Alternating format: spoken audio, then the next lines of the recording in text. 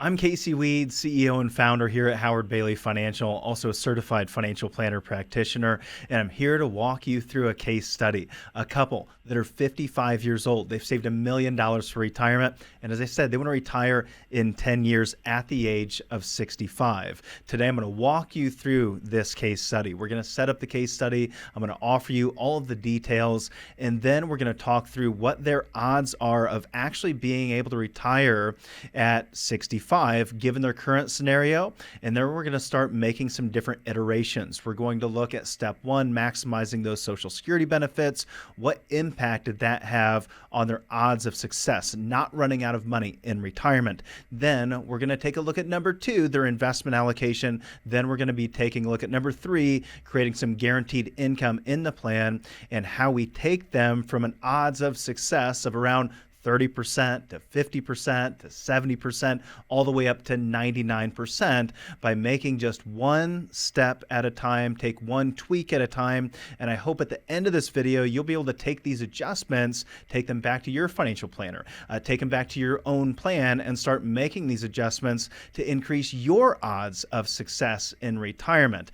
As I said, they're $55 million saved, all in retirement accounts. So it's all tax deferred. They're going to have some taxes to contend with in retirement as all of those dollars come back to them on a taxable basis. And they're going to continue to save. They have 10 years left. Age 55 to 65, they're going to keep saving about $25,000 a year. Now, the reason they came in to visit with us is they weren't real happy with what they were hearing from their 401k advisor. They were hearing that they needed to be more aggressive with their investments in order to hit that retirement date, and they weren't comfortable being more aggressive. They said, we've worked really hard to save this $1 million. We've pinched our pennies. We don't want to ever see it go backwards. And we're only 10 years from retirement. We don't want to take that kind of risk. So they wanted to know what they could do to still meet their spending goal, which is $130,000 a year is what they want to spend every year after tax at the age of 65. And they want to continue to inflate that number in the future. They wanted to use an inflation number of 2.5% per year. We know historical inflation rates have been somewhere between 2.5%, 3.5% per year. They're going on the lower end of that because $130,000 a year is quite a bit more than they're used to spending. So they're going to be spending more on the front end of retirement, and they expect some of those expenses to go away as they get to be 75, 85, 90, 95 years old. They expect to follow that typical pattern of a retiree of those go-go years, the slow-go years, and the no-go years.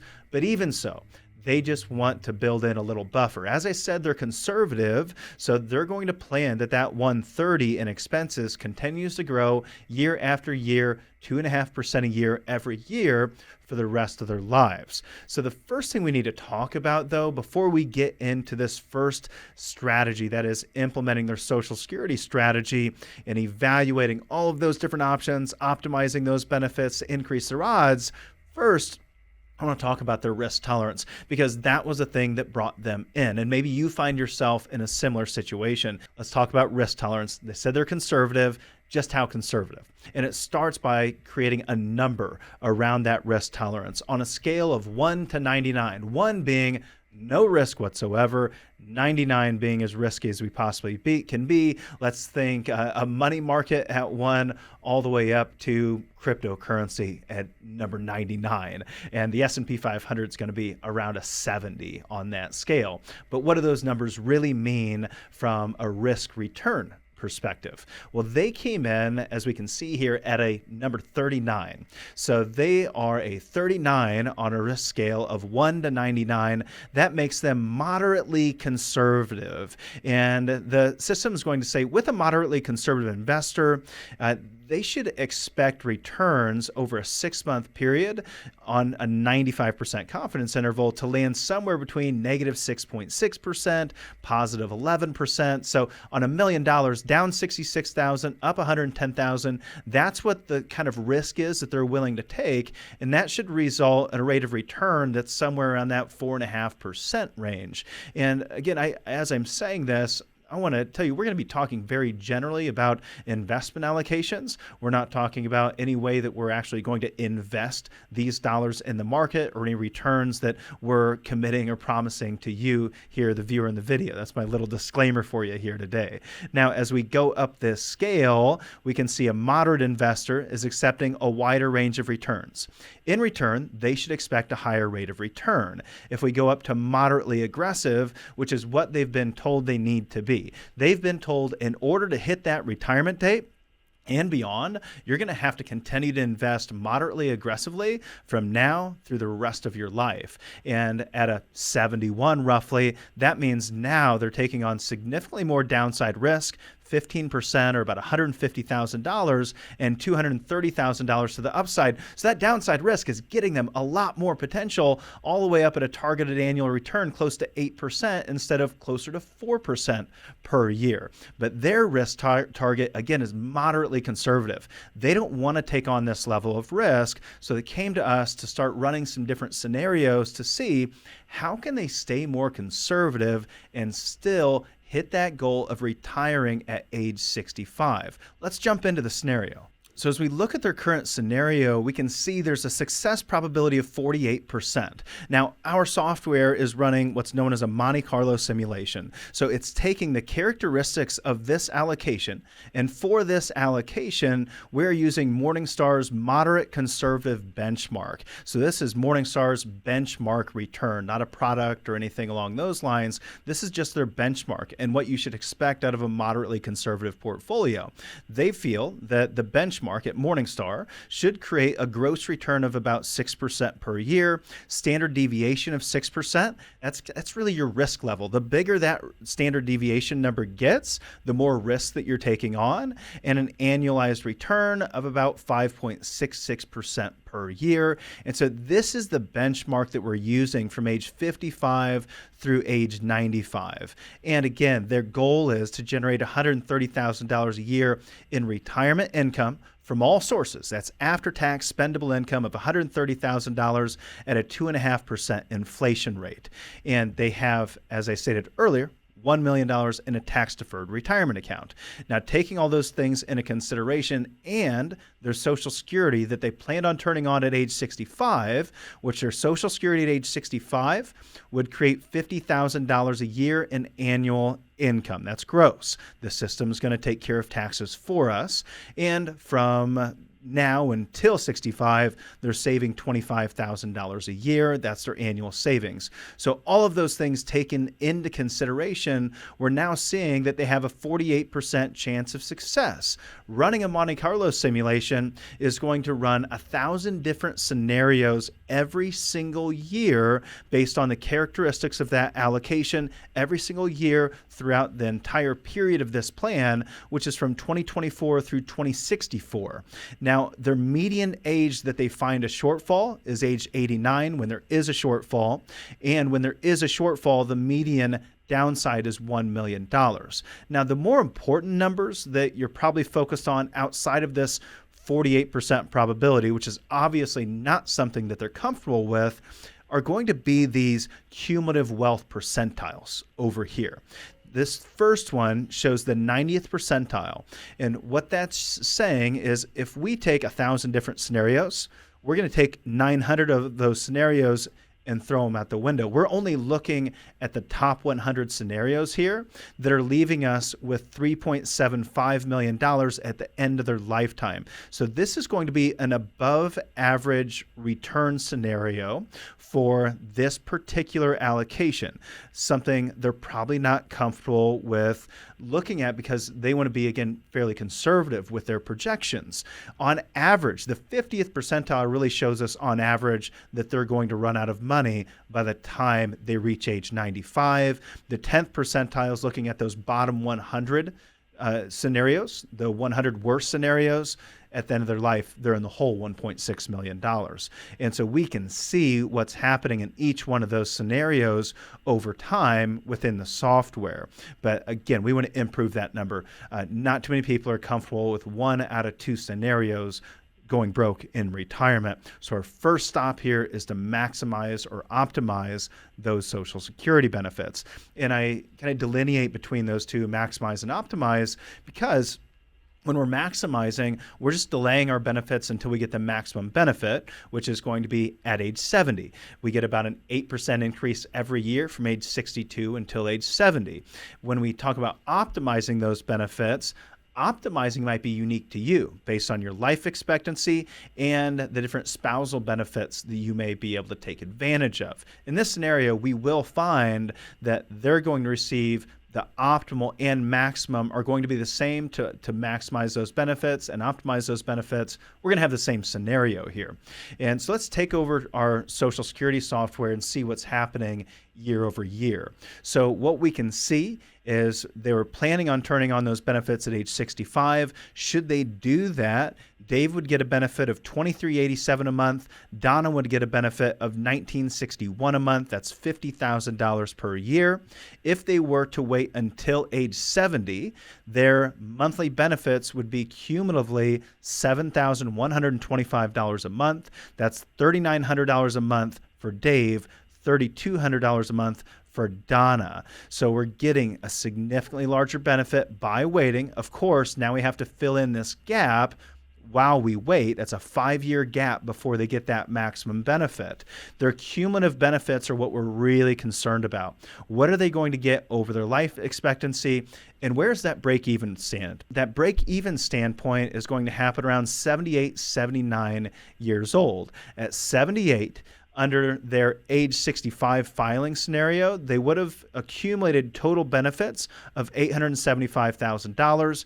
Now, from the deferring till age 70, they accumulated benefits of about $856,000. And then we're going to see that discrepancy start to break apart. By the time they're 80, they have seen that they've collected an additional $50,000 from the optimal strategy, or maxing out those benefits. And over their life expectancy, which is age 95 here, and in this scenario, we're actually predicting that we're going to have Dave pass away first at age 90.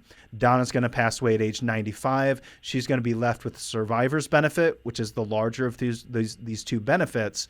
And over their lifetime, they're going to collect $2.7 million in benefits instead of $2.15 million in benefits over their lifetime. This is why this is such a big decision. Far too many individuals are simply filing for those benefits and not doing the analysis. $500,000 in your pocket. This is at least $500,000 decision for this couple. It might be more or less than that for you. So now what we want to do is go back to our scenario. Let's keep them invested in this moderately conservative portfolio benchmark and now adjust their Social Security benefits to delay those benefits until age 70 and see what happens.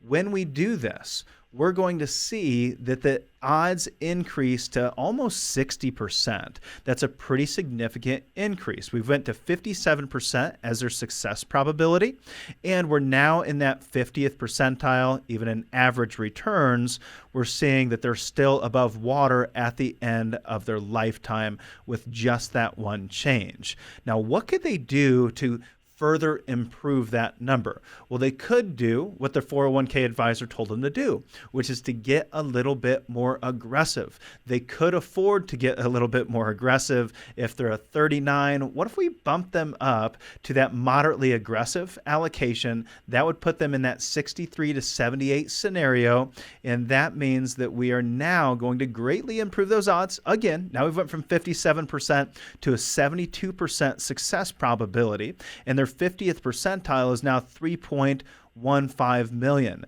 Just to go back and review the allocation in this particular scenario, we went to Morningstar's moderately aggressive benchmark. That's an annualized return of about 7% per year, but we doubled the risk profile from about 6% to 12%. So we took on some more risk. That's a little bit more volatility than they're probably comfortable with. But I think the big thing to point out here, which is why many people will get more aggressive, not just to increase the success probability, but to leave more assets behind. The top 100 scenarios, that 90th percentile, is leaving behind over $16 million behind to their heirs. You can see the massive discrepancy between that 90th percentile and that 50th percentile scenario, all the way down to that 10th percentile. And they're not too super excited about leaving a bunch of money behind. Like most of the families we work with, they just want to know, I'm going to be okay. As long as I'm going to be okay, the kids can have whatever's left over. I just want the confidence to know that I'll be able to spend the way I want to spend throughout retirement. And maybe I'll give some money away to the kids along the way. So the next scenario we wanted to look at was, what if we incorporated some guaranteed income into this plan? So we want to carve out as a scenario here, it could be more than or less than this for you. We're going to take about half of this portfolio. So we're actually going to take, in this scenario, 500,000 of that million. We went out, we shopped around, and we said, what is the best guaranteed income insurance product that we can get that'll give us the highest guaranteed income for 2 lifetimes with a 10-year deferral? So we're setting aside $500,000 today at age 55, knowing that in 10 years at age 65, we want a guaranteed income that we can turn on that'll last the rest of both of our lives, no matter what happens to that $500,000. Even if we spend it all, we still want to continue to receive that check. And that's going to be a product that'll be guaranteed by an insurance company. And so that's going to be backed by the claims paying ability of that insurance company. So it's important to shop around, because even when we looked around for the best guaranteed income for this particular scenario, there was a pretty vast difference between the number 1 insurance carrier and the number 2 insurance carrier. And you may want to diversify across a couple of different insurance carriers, but most importantly, get yourself a really strongly rated insurance carrier at the end of the day. So what we found is we're going to be able to set that $500,000 aside, and in 10 years, it'll create $85,000 a year in lifetime income for both of them. As we said, they're going to be in need of about $130,000 a year in income. We are now going to have 85,000 of that 130 guaranteed. So what's that leave us with? About $45,000 roughly. Let's call it $50,000, of which will largely be taken care of by those Social Security benefits. So we know this is going to improve their odds. Now, in this scenario, we kept them in that moderately conservative portfolio. We have accounts here that have now been split, $500,000 for guaranteed income, $500,000 in a retirement account, the allocations in the retirement account, just to show you it stayed moderately conservative. And now those odds went from about 70% to 99%. But what did happen? The downside is they gave up a lot of upside. They gave up a whole lot of upside and some flexibility with that $500,000. There's probably going to be a surrender schedule, and they're also going to give up a little bit of flexibility for them to take excess withdrawals, go buy a house with these dollars. But here's the thing. It's an IRA. It's a retirement account. You should never be taking massive withdrawals, using it as an emergency fund. It was set up to create retirement income. So we're going to set aside a portion of these dollars to create specifically that, a retirement income. And now they could also say, well, Casey, now that we have half of our portfolio guaranteed, we have $85,000 a year in guaranteed retirement income when we're 65. Well, we don't mind being a little bit more aggressive with those other dollars. What if we went from moderate conservative to being moderate? Let's just take a little bit more risk. And that's the next scenario we're looking at here, is now we have changed that allocation, and we have bumped it up to Morningstar's moderate allocation. So we're not moderate aggressive. We're not moderate conservative. We're right there in the middle at that moderate number. And with that moderate number, that's going to almost double those best case scenarios. And we're not going to change anything with our success probability. We're going to change very little with these 10th and 50th percentiles. We're just trying to get ourselves a little bit more upside potential. So I'd like to summarize all of these numbers for you. All right, so I put it all in a nice, clean spreadsheet, which is what I love to do. I love my spreadsheets. I hope you do too. I put the risk scores in here. So these are the risk scores of all of those different scenarios. This is the success probability. This is the median age of shortfall, the median shortfall, and then those really important numbers, the 90th percentile, 50th percentile, and 10th percentile. So in those first two scenarios, we looked at not doing anything and then maxing out their Social Security benefits, but not changing their investment allocation. We went from about 48% to 57% as that success probability. And then we said, well, what if we make it more aggressive? So we went from moderately conservative to moderately aggressive, went from a 39 on that risk scale to a 71 on the risk scale, increased their odds to 74%. Then we said, what if we incorporate an annuity? We create some guaranteed income. Now the risk number dropped precipitously all the way down to a 20, and our odds went to a 99%. We said, I want to get a little bit more upside potential. So we increased the investment allocation to moderate, left the annuity alone, maintained that 99% success probability. The median age of shortfall, 92, not a lot different. Our median shortfall around 200,000, not a whole lot different, but our upside potential has changed quite significantly to 8.5 million instead of 4.5 million, still half of what it would have been if we left it all in the market. But what didn't change is the cumulative wealth in that 50th percentile from keeping all of those dollars in a moderately aggressive portfolio to keeping some in moderate and some in the annuity. I think you'll find that very interesting. And then the cumulative wealth, most importantly, in that worst case scenario, in both of these scenarios with the annuity, we still kept that above board, kept it almost at $1 million by the time they reached age 95. So what are we doing here? We're really just kind of cleaning up those guardrails. We're bringing those guardrails in and saying, I love the upside when I was in my working years, but I don't quite need that much upside anymore. How do we tighten that up a little bit so that we can tighten up that downside risk? And this is just the beginning. Now we've created an income strategy. That's arguably the most important part of creating a retirement strategy, because without income, you don't have retirement. But then we have opportunities to move beyond that. They're going to have tax planning opportunities, healthcare planning opportunities, long-term care planning opportunities, legacy optimization to do, and estate planning as well. Now, if you want to take that first step and get yourself an analysis like this that can show you your customized success probabilities and one or two things that you can do to improve those odds of success, all you have to do is call the number on your screen to schedule a personal financial review with one of the financial planners here at Howard Bailey Financial. We'll visit with you in person or virtually, wherever you may find yourself.